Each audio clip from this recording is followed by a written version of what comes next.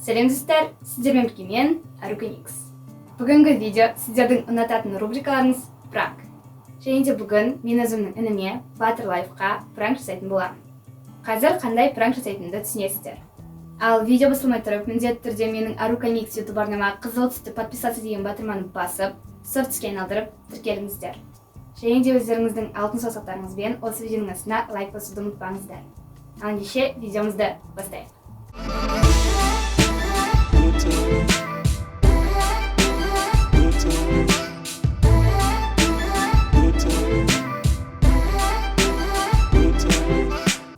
Дәл қазір үйде анам екеуміз ғанамыз, ал інім мен әкем бір жаққа кеткен. Яғни інім мен әкем анамның компьютеріне жаңа заттар алуға кетті. Және де мен қазір ініме кішкене қауіпті пранк жасаймын. Бірақ та достар, ондай қауіпті емес, жоқ. Тек қана інім кішкене шошып кетуі мүмкін. Сенің компьютеріңді сындырып қойдым деп жазамын. Сол кезде інімнің реакциясын көретін боламыз. Кеттік. Інім сүйти 2 минут бұрын отырыпты. Ал енді жасаймын. Мен ініме ең алдымен батыр, қайдасыңдар деп жаздым. Және де не істеп жатсыңдар деп қояйын. Не істеп жатырсыңдар? Егер де қателер кетіп қалса айыптеңіздер.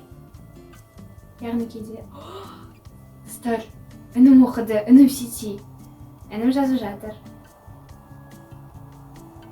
Қазір енді інім қатты қорқып ештеңе жазбайды, тек қана қазір жауап береді менің сұрақтарыма. Інім ал әпке дейді. Қазір қайдасыңдар дегенді дұрыстап сұрайын. Қайтадан сұрақ белгісін қойып. Біз технодомға келдік деп жазды. Інім мен әкем технодомда. Жақсы. Батыр. Қалай бастасам екен? Не ғой деп әрдайым бастаймын ғой. Қалай бастасам екен? Және де мен қазір бірден айтып бастауым керек. Інім маған жауап беру үшін. Ал әпке дейді. Достар, ал енді бастайық пранкты. Мен негізі қобалжып тұрмын. Қазір енді пранктың ең басты бөлімі. Ініме жазамын, бірдеңе айтсам ренжімейсің бе? Жібердім. Інім жазып жатыр. Жоқ, наверное. Інім екеуміз орысшада сөйлесе береміз.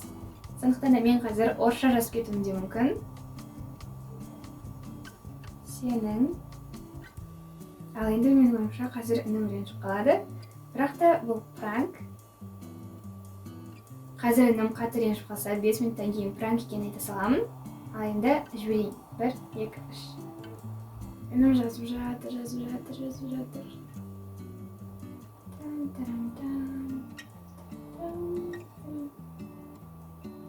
Что? Не понял, шуткама дейді. Жоғы шынымен. В смысле дейді. Процессордың. Мен байқамай құлатып алдым. Мен бірден жазған кезде інім что? Не понял, шуткама деді. Және де мен жоғы шынымен кішкене жағы сынып қалып қалды процессордың дедім. Мен негізі бір жағынан қобалжып тұрмын. Себебі інім маған ренжіп қалуы мүмкін бұл пранктан кейін мүлдем. Бірақ та қазір көреміз.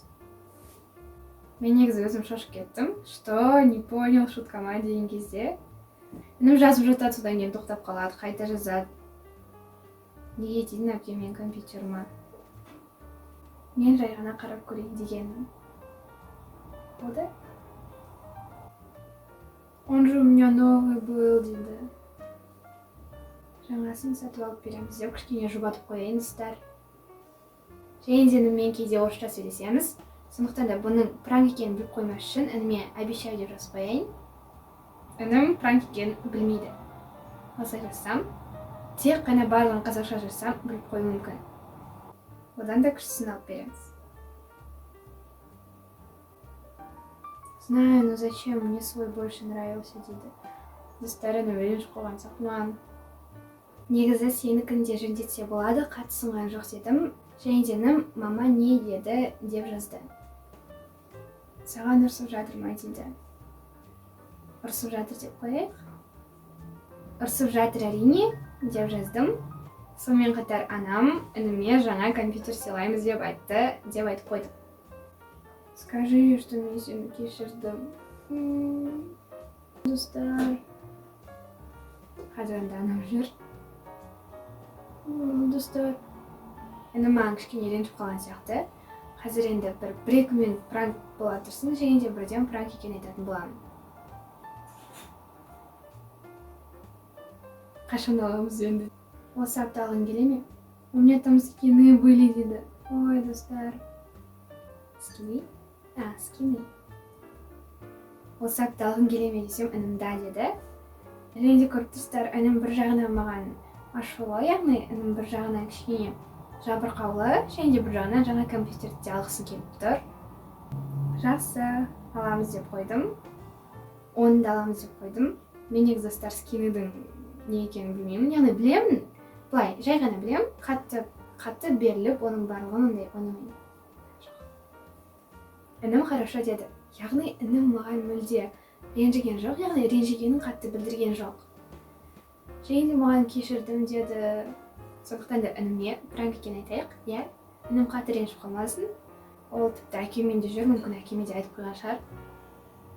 Ал енді айтайын. Қалай айтсам болады? Коко дедім, інім ау деді. Және де мен бұл пранк деймін, иә. Бұл пранк. Бұл пранк десем, інім как деді. Сенің компьютерің сынған жоқ. Это просто пранк деп қояйын. Менің ойымша інімнің көңіл-күйі көтеріліп кетті. Жаңаға қарағанда әрине көңіл-күйі көтерілді. Жазып қояды, одан кейін қайттан тоқтап қалады. Пранк, серьезно? Компьютерім мүлде сынбады, мен оған тиіспедім. Деп қояйын. А мой комп на месте? Я орнында деп қойдым. Міне достар, ініме пранк екенін айттым. Және де міне інімнің реакциясын көрдіңіздер. Қазір тез келем, үйге көремін. Жарайды. Мен қазір ары қарай ініммен сөйлесе беремін. Және де әкем екеуі қайда екенін дұрыстап сұраймын. Жалпы үйге не керек барлығын айтамын. Алысымен достар, бүгінгі пранк аяқталды. Інімнің реакциясын көрдіңіздер. Інім маған мүлде ренжіген жоқ, яғни ренжіді, бірақ та оны білдірмеді, және де қатты ашуланбады. Тек қана мен сені кешірдім деді, және де мен ініме сондықтан да тез пранк екенін айттым. Келесі кездескенше сау болыңыздар.